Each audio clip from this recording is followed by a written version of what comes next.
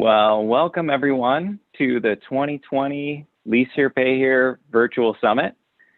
I'm Tim Lawrence. I'm the Chief Operating Officer at LHPH Capital, and we typically do these live in San Diego. So this is our first virtual conference and hopefully the last. We fully intend to be live next year in 2021 and are very appreciative that you've joined us throughout this holiday season and during this unprecedented time.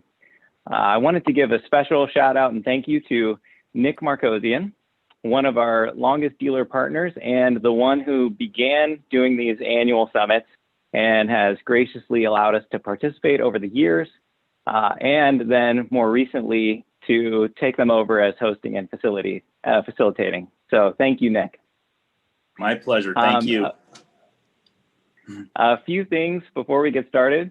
I know how these virtual conferences are. You set up your multiple screens and you have your emails going on and you try to catch up on some busy work and people coming in and out of your office. And I want to highly encourage you not to multitask, to try to engage and participate as much as you can, because that's going to benefit not just you, but all of us throughout the 5 sessions that we have planned. We have a great summit lined up, and it all culminates with the Economic Outlook Forecast for 2021 by Lynn Reeser, which is tomorrow at 10 a.m. Pacific. She did a session for us last year, which was phenomenal. She's won awards for her forecasting, and so I highly encourage you to also make sure that you're there for that. The last thing before we get started is we chose this platform for a reason. It's really easy to navigate. There's ways that you can interact and network throughout the platform. And this is the first year that we're also having exhibitors. We selected 4 to join us. They're all high quality, and I encourage you to reach out and connect with them along with some of the other attendees, and then to participate in the discussions by adding chats and comments and questions on the right side of the screen. And we'll do our best to try to bring those questions forward during the panels. So on that note, we'll go ahead and kick off the first session, which is Lease Structure. We have 3 panelists. The first is Terry Bowdler, who is the CEO and founder of LHPH Capital, which is a specialty finance company that lends money to independent auto dealers who have a Lease Here, Pay Here program. Nick Markosian is the CEO and founder of Markosian Auto in Salt Lake City, Utah. And Joe Seagrave is the president and owner of Benchmark Auto Sales in Asheville, North Carolina. So the first topic that I'd like to discuss for each of the panelists is, how did you get into the auto space? And then what led you into Lease Here, Pay Here in general? So Nick, let's go ahead and start with you. All right. Well, I started selling cars literally the day after I graduated high school. I had a great uncle that was a new car dealer in the area, and he was kind of a hero of mine. And, you know, some kids want to be astronauts. I wanted to be a used car salesman. That's all I wanted to do. Did really well selling cars, went into management when I was very young, and decided to open up my own store when I was 25 years old. And that was in the year 2000.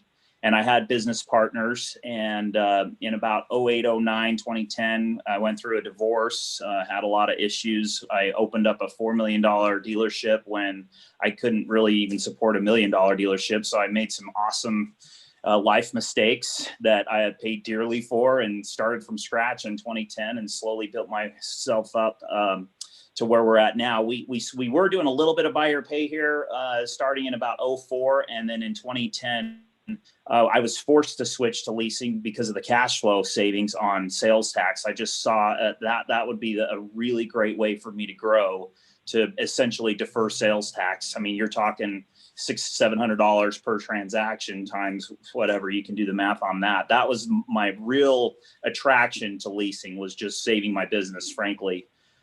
But I had been really interested in leasing for a long time prior to that. I had looked into it. It's really hard to convert from buyer pay here to leaser pay here. And so I'm actually grateful that I had that catalyst, to make the change. I don't think I would have done it otherwise, because it's just so hard from a DMS standpoint, from a lending standpoint.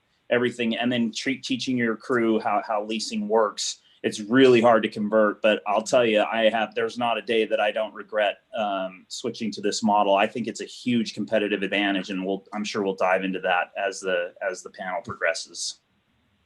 Nice. Thanks, Nick. Joe, how about you? I started off in sales and used car sales at a Toyota store in 2005 with a family, and thought that we would be able to stay on the franchise side and find a Toyota store. At the time, one of the top dogs at Southeast Toyota told us that was going to be virtually impossible as a white male to get an open point. They said that those were going to minorities at this time.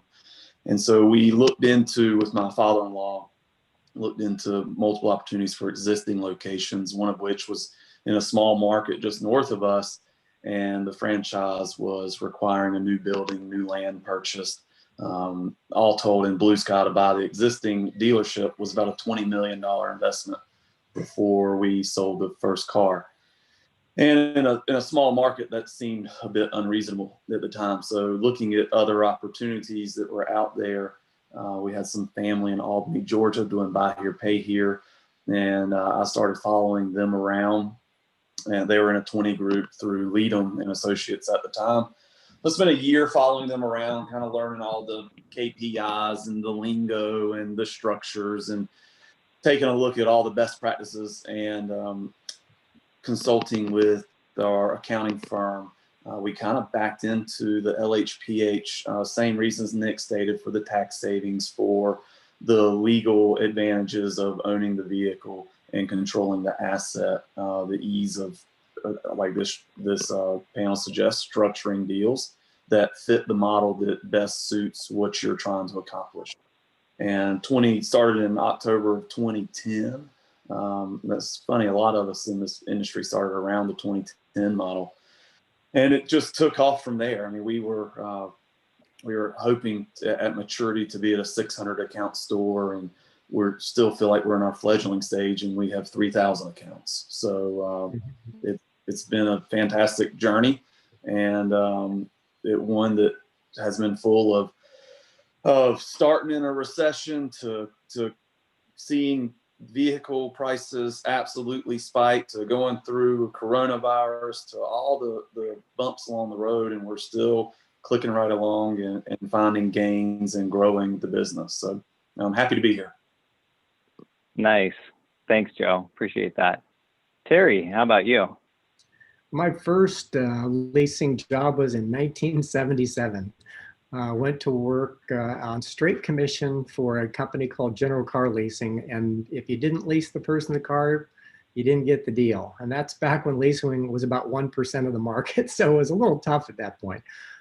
So sales and sales management, different companies, executive management from 1977 to 1985. In 1986, I opened my first independent dealership.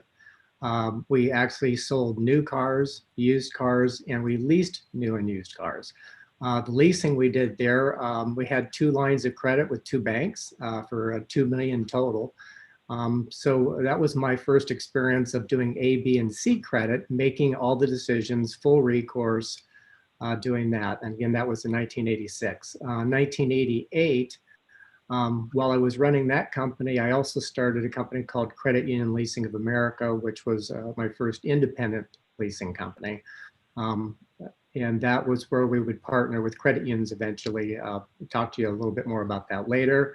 In 2010 is when we started LHPH. Originally, the first 7 years, LHPH was a lessor, and we helped facilitate transactions for others. And then in 2017, we converted our model to be a lender. So that, in a nutshell, high level, is my background in leasing. Nice. Thanks, Terry. The next thing I wanted to ask you guys about is why lease here, pay here in general? Why did you choose that versus selling cars or buy here, pay here? I know Nick and Joe, you touched on it a little bit, but Joe, let's go to you. And is there anything else that you would expand on why specifically lease here, pay here versus retail or something else? Specifically, lease here, pay here, I would say the driving force was the tax advantages and not having to go with the complexities of a related finance company and selling discounted notes to a related finance company to avoid the taxes. Secondarily, it was control of the asset. I often feel like a lot of our legislation out there has unintended consequences, such as for retail in North Carolina, you have to hold a repossessed unit for 10 days before you can begin the recycling process. And essentially what that's done is it's made, and you have to there's a lot of different rules that go into it. It's made it more desirable for the retail sales contract dealer, the buy here, pay here dealer, to not give the car back to the customer because of the rules, how they're written for lease here, pay here, and us owning the asset. We'll oftentimes pick up a car as a collection tool, knowing full well the customer is going to redeem and get it back. But it's it's not a pay as you please operation, and we wanted to maintain control of our fleet that way. And it just, it's funny when you come off the cuff like that. I think that there's so many benefits to it in terms of structuring and being able to recycle a unit that we often get caught up on just the low-hanging fruit of the tax benefits or the legal structure of it. But I also very much so like the structure of it. The fact that I could keep the payment affordable on the asset, maintain some residual balance to control the asset and to influence the decision to trade into another vehicle versus purchasing and walking away or not. All of those reasons, and some of the reasons evolve over time that you find that you like about how you can structure your lease stuff. And then if you remember back, we were in the peak of the Dodd-Frank era and the startup of the CFPB and the fear mongering that was emanating throughout our business model. And you felt, I won't say insulated by lease here, pay here, but it certainly was a mechanism with which you felt like you could control your own destiny a little bit better. Yeah, absolutely. Thanks for sharing that. And I know we'll go a little bit deeper into the actual lease structure in a little bit, but Nick, what about you? Well, as I said earlier, it started off just cash flow on sales tax. And it really did help. I mean, that was just a huge shot in the arm for us at the time. So that was the catalyst. But as I've progressed in it and learned more about it, I really didn't know much about the other benefits prior to just diving in and doing it, But as we progressed, I mean, it just is amazing to me, all the benefits. I think we can command a higher down payment because of the security deposit and all the other fees.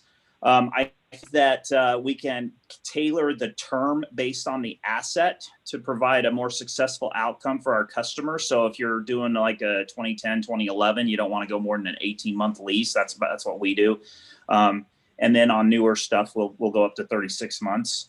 To touch on what Joe said, getting that asset back, I think, makes us more competitive. We are more willing to put more car out on the road than your typical buy here, pay here dealer, knowing that we will likely get that vehicle back at the end of the lease and we can recycle it and reuse it. We can also leverage, car prices. There's been certain periods when you can just steal cars. I'll give you an example, and Terry knows this, but in I think 2017.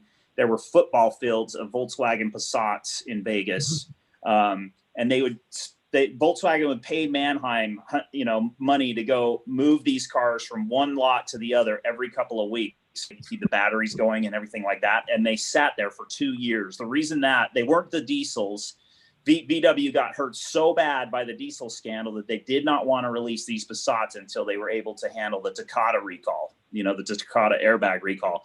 So we're talking hundreds and hundreds of 2012, 2013 Passats, 40,000 miles on them.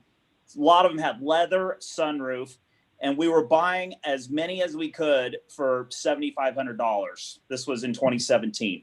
We leased them out. We got them back. Just what do you think a 2013 Passat with 80, 90, 100,000 miles is worth right now? $6,000. And we leased it and we got $400 a month revenue over a 3-year period. I mean, come on, that's some insane profit right there. That is a no-brainer profit scenario. And so being able to leverage times like that and unique buying opportunities like that with the lease model has I think it enables us to really take advantage of those times more so than your typical buy here pay here dealer. Gosh, I mean, the tax depreciation is a double-edged sword because your balance sheet looks like crap for years because the depreciation just destroys your profitability. And a lot of banks, that we've looked at just don't understand that. They just see losses. They see negative equity on the balance sheet. And that's been a challenge. And it is a little demeaning to sit there and think you're doing well, your cash flow is good, and yet you see these losses for several years. In my case, probably because there's better operators than me, but that has been a double-edged sword. But on the other hand, I have net operating losses that I can carry over for years to come. I liked how Jeff Baker quoted. He's a huge lease here pay here dealer in Grand Rapids. He said, look at it as essentially a free loan from the government. And that's really what it is, because you'll just defer your income taxes for years and years and years. And it's not like you're not going to pay it at some point, but you're going to be able to utilize that money to grow your business for years to come because of the lease model. So, I mean, I could go on and on about other aspects of the model that I like, but I think those are probably the big ones. Yeah. Thanks for sharing that, Nick. Terry, you have a little bit different perspective. You consulted in lease here pay here and then are now lending on it. Why lease here pay here? Why would you lend to lease here pay here dealers versus anything else?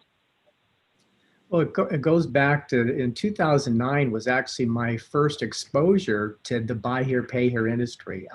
Up until that point in time, I had been predominantly a new car lessor.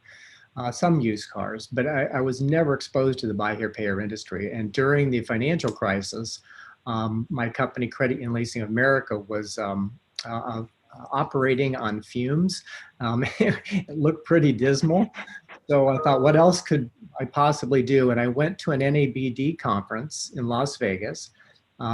Spent about 2 hours one-on-one with Ken Shilson, who runs that operation. And I basically was quizzing him, did he think leasing model was a good idea for buy here, pay here, that industry? And he convinced me that it was a good idea. I also met a few months later, Chris Shilson, or Chris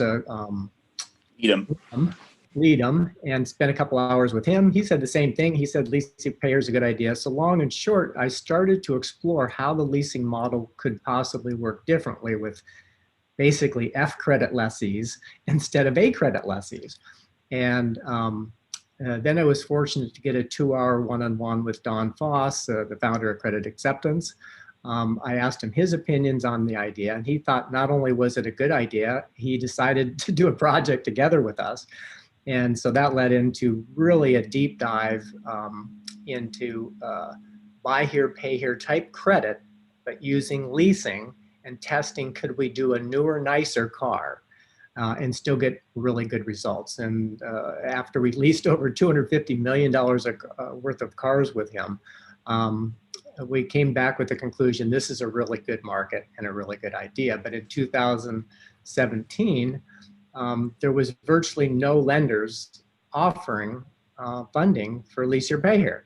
I thought, well, what an opportunity. So that's when we switched our business model from being a lessor to helping lessors by lending them money. Nice. Thanks for sharing that, Terry. The next thing I wanted to ask you guys is specifically about lease structure. That's what this panel is really about. We're trying to lead up to that. Nick, if you were to start from the beginning of the leasing process to the end, how would you go ahead and structure it, including picking up the inventory, maybe a general reconditioning amount, incentivizing your salespeople, basically from the beginning to the end? Okay. So when we first started doing leasing, we were mainly retailing cars, just doing conventional sales. So the thing that another aspect of the lease model that really attracted me is I could put competitive prices, out. I could put a car on Car Gurus, Cars.com, whatever, and be competitive, but still offer in-house financing on that vehicle and be able to hold margin because of the money factor, which is the interest rate or the rent charge, and how we structured the residuals. So that's kind of been our model from day one. That no longer applies to me because only about 20% of our sales come from outside regular finance deals now at this point. So I really don't believe price is really that big of a deal to in-house finance customers. So it's not as compelling a reason now as it was back then for me. But at the time, it really made a big difference. And I don't think there's any harm in having a good competitive price on your website. I just don't think that's going to hurt you, And so, and the lease model enables you to do that. Buy here, pay here, you have to mark your cars up a lot. You have to mitigate the risk and everything. And so that just prices you out of a big chunk of the potential market. Not that it's huge for us, but I would imagine we are, getting 15 to 20 deals a month because we have good prices on our cars, and I think that's something to be said. So regarding how we incentivize our salespeople and things like that, we essentially spend an average of $1,500 a vehicle. That's another aspect of leasing that I think is compelling. We will probably spend more money on reconditioning than your average buy here, pay here because it's our car. It's not like we're selling the car to the customer. We're simply leasing out our fleet, and it's in our best interest to change that timing belt if the manufacturer recommends it, and other things that we'll do that other dealers probably wouldn't. And so our reconditioning expense is a little on the high side, but I think we're getting a good ROI on that investment. Like I was saying, on our older assets, we'll do a shorter term lease, try to get our money recovered as quickly as possible on those higher risk, lower ACV deals. And then we want to be, as you move up in the credit tiers, you want to be a little bit more competitive with what a customer could get at a new car store or whatever. And you can do that by offering higher tiers and lowering the money factor. You can increase the residual. We'll increase the residual on trucks and SUVs. You can't really get hurt on those. They'll always be worth something. And those little tweaks that you can do just to attract that, those customers that you might want to move into and try are really something with the lease model. I mean, with a buy here, pay here, all you can do is lower the price or lower the interest rate. With lease, you can change your security deposits if you need to.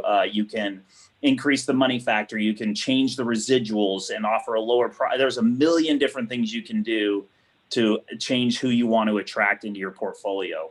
It's a powerful tool, and I think it's a real competitive advantage. Yeah, absolutely, Nick. And Joe, I'm not sure if there's some differences in the way that you do it. I know that because there's so much flexibility in lease structure, there's not always a right or a wrong way to do it. And sometimes it's geographical advantages or targeted customers. What about you and the structure that you like for your organization? First I echo a lot of what Nick said, in that the pricing and what everything's gone to digital marketing now, and most of that is price driven, and being able to put a competitive price out there is certainly an advantage. For us in how we do it, we standardize everything across the board. From start to finish, every customer pays the same rent factor. It's the same residual. It's virtually the same payment across the board. We range typically somewhere between that $72 to $82 price point. We'll have a few outliers that get to $88 and a few that get down to $65.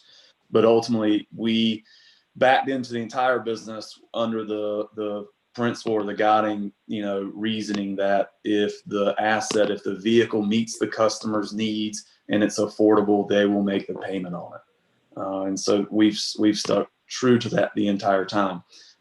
As we've seen over the years, there have been times where we face more downward pressure from the franchise dealers and we have to get more aggressive on price points. Or when I first got into the business in 2010, it was no problem to get a $3,000 down payment. we've been through the last 5 years where it seemed like it was a struggle to get over a $1,500 down payment. And what I would say about the structures in terms of reconditioning, a lot of that's going to be somewhat driven on what your funding scenario looks like. My lender, they are lending a lot on the ACV of the vehicle and then doing a certain dollar amount of the reconditioning of the vehicle. And Lease or Pay here, as Nick said, it's in our best interest. We're mutually aligned with that customer to put a good asset on the street that works, that'll run the note, because when we get it back, it's ours and we still want to recycle the unit. That's where the major profit is in structure. So if I was structuring to do that, I would take some consideration as to how my funding worked. If I was recycling my debt, if I was doing amortization schedules, how you're going to pay it down to back into it. But I don't know if that exactly answers your question, but there are endless ways to skin the cat, so to speak, here. Do you, Joe, do you offer purchase options for your leases at the end? Is there anything that's anything different about the way that you structure your leases? Certainly. I would say the number one thing that most folks watching this show or would question is, well, how do I sell it? And we were worried about the same thing. How do I sell it to the customer? I go out there and, you know, at first, before I had experience, I thought the customer was going to worry about all stuff. And I was, you know, every customer comes on the lot wanting to own the vehicle at the end. So we came up with a rebate program. For every 3 months the payments are on time, the customer gets $150 credit towards the residual at the end. And we've backed into our standardized structures so that if the customer has all these on-time rebates at the end of their lease, typically they can apply those to the residual, where they can apply that rebate towards a down payment on another vehicle, or they can just walk away with it and leave us with the car and take a check. Well, it works out to the average residual now that we have after applied rebate is right at $1,000 or 3 monthly payments, backed into all of the standardization of stuff based on what Hudson Cook told us was legal. And I've actually had that challenged in court and stood up to the challenge and got a ruling in our favor. So, but I would say to everybody wondering how to structure this and how to sell it to your customer who wants to own it at the end, if your ACV on the vehicle is somewhere below that $8,500, $9,000 mark, that customer is going to have a hard time understanding why they don't get to walk away with a vehicle at the end of 36 months versus having a $3,500 residual. So coming up with something there that works. If you're more in Nick's category where you're doing $15,000 AC vehicles or $10,000 to $15,000 AC vehicles, it's easier to do that 2-year lease. So we do have a purchase option at the end. But I would say, with all that being said, looking at it now, worrying about selling, it's the same customer as buy here, pay here. What's my down and what's my monthly? It's a matter of how you deal with it at the end, because they're not going to listen. The customer's not going to listen to you much in the beginning. So as long as you have figured out a way that works with your staff, that works for the customer, that generates repeat business, I would say all the structures work. It's just a matter of figuring out what your lending structure, what that allows you. My lending structure doesn't allow me to do $10,000 to $15,000 cars.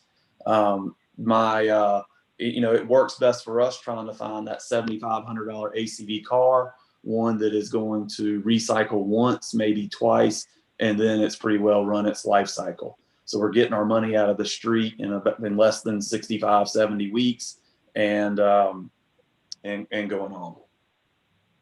So I hope that answers your question. It's very complex. You can dive deep into it if you want. Yeah, no, you're right. And I think this is exactly the purpose of this panel. So we're right on track. So LHPH, we were the lessor for thousands of originations earlier before we became a lender. And Terry has extensive experience in that. And so I wanted to kick it over to you, Terry, on lease structure, based off of your experience through doing those thousands of originations and seeing the performance of those. What do you see as the ideal lease structure? Yeah, if I approached it from scratch, and there's many different ways, of course, to structure transactions. Obviously, Joe and Nick are good examples of two very different models that are very successful.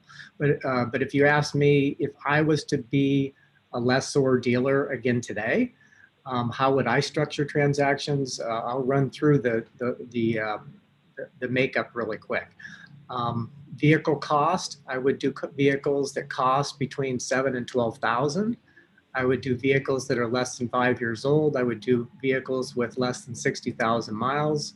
The interest rate implicit in the lease, I'd do 25%. The term would be between 30 and 42 months.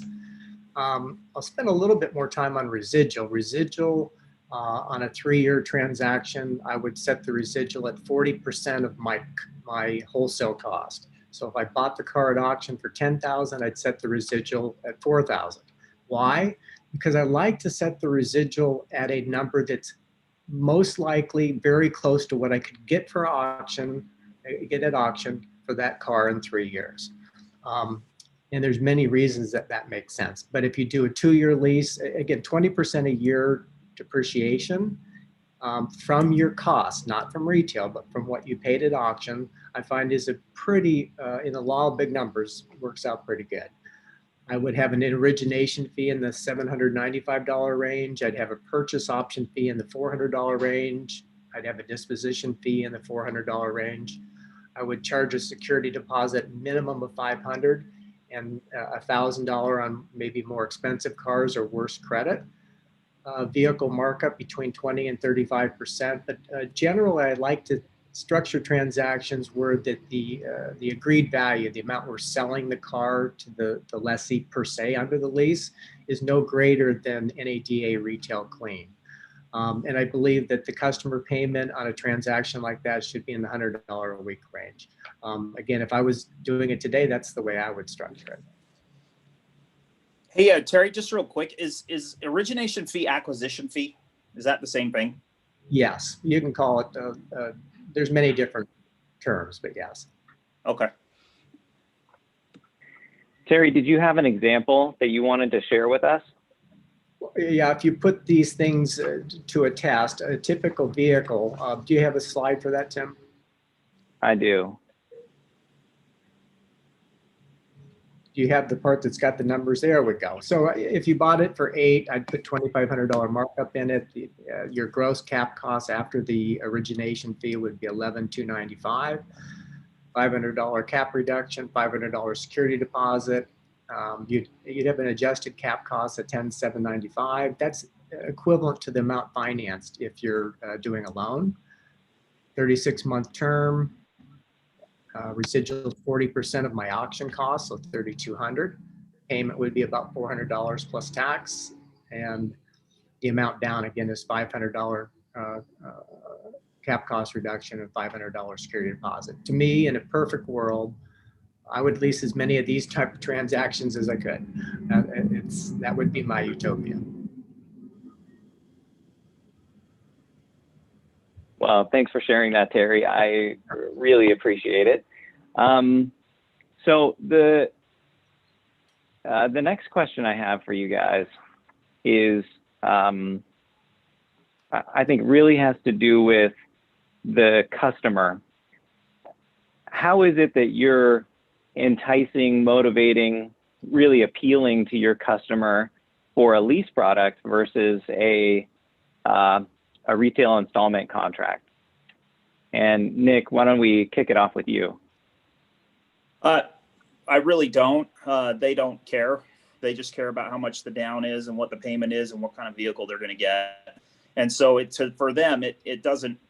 I've tried in the past to kind of explain, how great it is, and frankly, leasing is a little bit exotic, especially to the Hispanic buyer. They're very distrustful just by nature, and introduce some strange word like leasing to them, and frankly, they're out. And as a result of that, we do some traditional buy or pay here if the customer just insists on it. I mean, we'll do it very rarely. I'm maybe a handful a year. But they don't really care. I mean, they really care about what kind of vehicle they're going to get, what the down is, and what the monthly is. And so really, essentially, that the leasing is so far superior for to answer those questions. Because, going back to Terry's example on the 2018 Elantra, well, what's your typical buy here, pay here dealer going to have for that customer with $1,000 down and $400 a month? They're going to have a 6,000 ACV vehicle. And it's amazing the difference between a 5,000 ACV, 6,000 ACV, and an 8 and 9,000 ACV. I mean, 9,000 ACV, I think you're a little optimistic on that 18 Elantra. You certainly weren't in the springtime when COVID hit, but now that's more like a $10,000 vehicle right now. So, we're going to have to go up to 70, 80,000 miles. We may have to buy like an Uber Lyft type 17, 18 Elantra to achieve that $8,000 acquisition cost.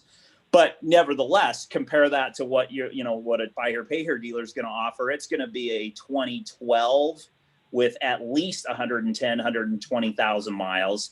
And they're going to be lucky to get that, to be able to achieve $1,000 down and $400 a month on an asset that's, not even close to a nice of a vehicle as the lease or pay here dealer is going to be able to offer. So I think in answer to your question, it isn't about the lease. It's about the down, the monthly, and the vehicle that you're selling. And when you have such a superior product, they're all in on leasing. They're getting a nicer car for the same or less payment. That's the end of the story. Yeah. So it sounds like you're touching on advantages to the customer that they're experiencing through the payment, a better quality vehicle with a more reasonable or achievable payment. Is that right? Yes, absolutely. And then Joe, what about for you? Do you have anything you want to add to that?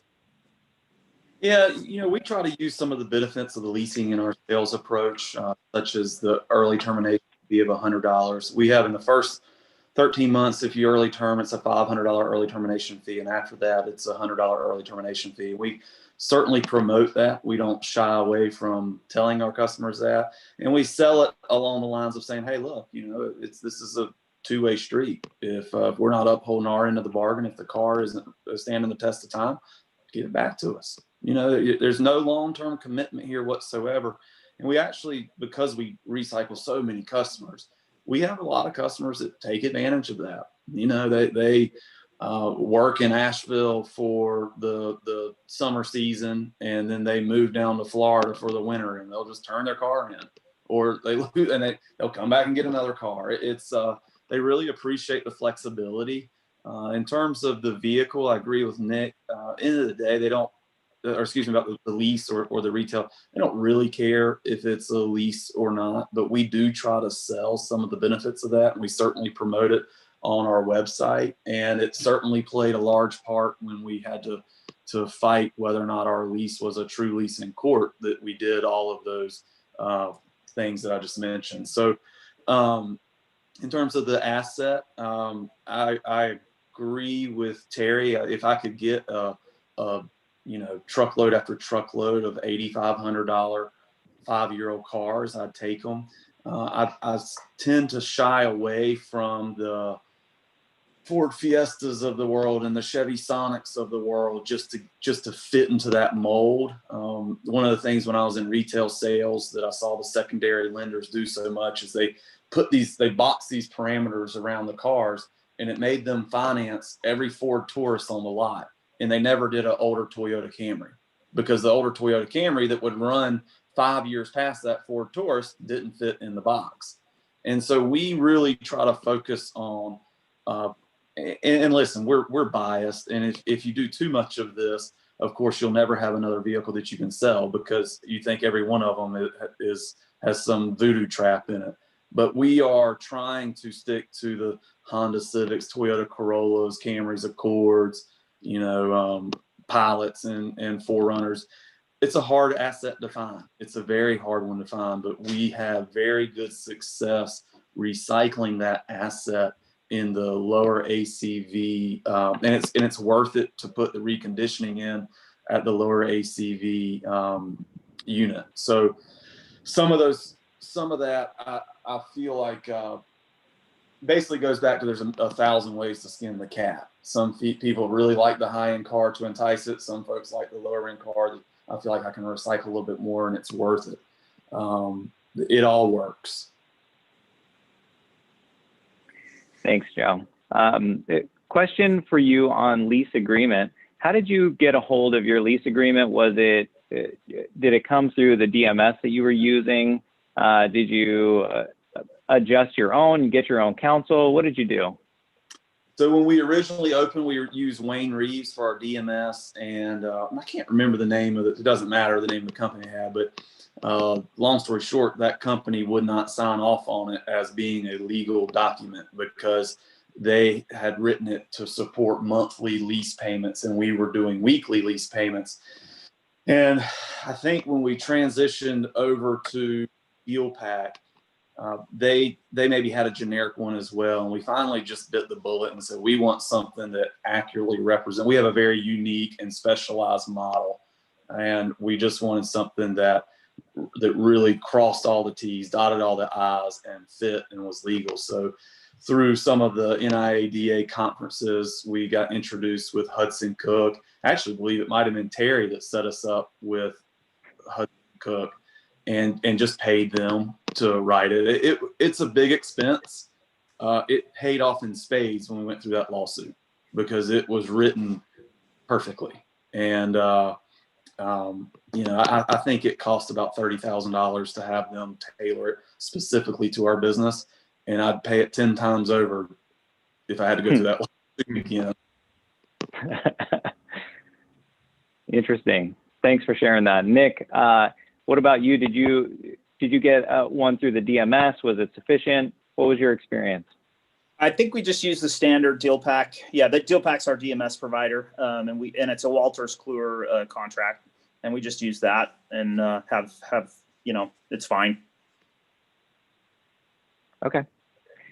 Terry, any suggestions on lease agreements, getting a hold of one? If you were trying to get started yourself, what would you do? Well, what we did in 2010 when we started as a lessor with Don Foss and Cartwright is we developed our own lease from scratch. We looked at what was available at the time. We weren't comfortable with it, and we went to one of the top lease attorneys in the country at the time and just did it from scratch. So two different options out there. Most DMS providers have one, and in most cases it's sufficient. If it's not, then it's, or you want something different or unique, then you can go ahead and have one fashioned exactly to your purpose. Final question for you guys. Oh, go ahead, Joe. One thing I'd add on that, because I don't want it to seemingly undercut what Nick is doing or undercut DealPack. The reason we needed to specialize ours and get it was because of the rebate program. Our rebate program was awfully aggressive and flirted with the standard of needing to have a 20% residual. And so we wanted to, that's why we were adamant about crossing our T's and dotting our I's, make sure we didn't get ourselves in trouble with that. I think if you, Nick is doing very straightforward, this is a blatant lease contract, and I would assume that DealPack is totally sufficient for that. Yeah, I would agree with that. At least that's been my experience. Last question for you guys before we cut everybody loose. If a dealer was considering getting into Lease Here, Pay Here, what recommendations or suggestions would you have for them in how to get started? Joe, why don't you go ahead and start? I had the benefit of youth and not a lot to lose when I started. And so it was just a matter of knocking down doors. If I was going to start a dealership tomorrow, I would longhand it out. I'd get a legal pad, and line by line, I'd write down everything I need to do to start doing that.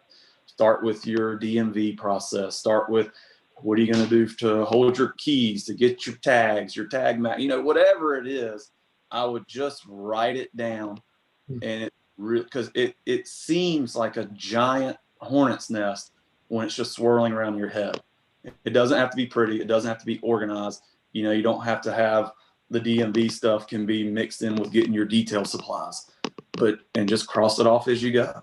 I'd probably, that part, but where I'd start would be with my accountant.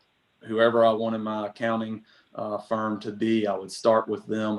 I'd find out, do they have experience in lease accounting? It is quite specialized. If your accountant doesn't have that, it's okay to break up and go a different direction. I'd probably call Tim at LHPH and ask him for some recommendations. I'd start there, and then I'd find an attorney who could help me back in, get your to your structures, doing all your LLC, structuring the business right. Have them talk and decide, you're going to decide if you want to be a C corp or an S corp and do all this, and if you want to be in a corporated or an LLC. Back into that stuff. That's the good stuff. That's the easy stuff, because you can just pay somebody to do it for you. So you don't have to find out all the information yourself. Rely on your resources there, and then just start knocking down one hurdle after the next. Thanks, Joe. And actually, just to add one question to that, because that was great how you lined that out. If you were a dealer doing buy here, pay here, and wanted to convert, would you change the order of that? What would you do?